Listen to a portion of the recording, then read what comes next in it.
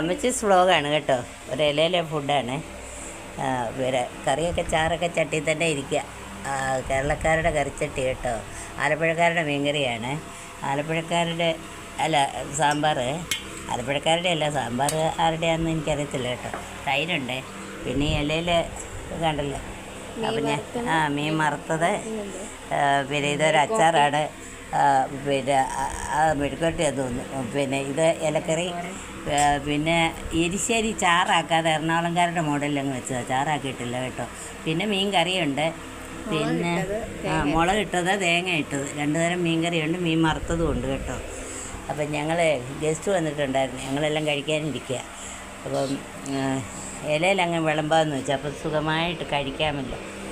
പിന്നെ അല്ലെങ്കിൽ പിന്നെ പ്ലേറ്റിനകത്ത് കറിയെല്ലാം കൂടെ എടുക്കുമ്പോൾ ശരിക്കും കഴിക്കാൻ പറ്റുന്നില്ല കണ്ടല്ലോ.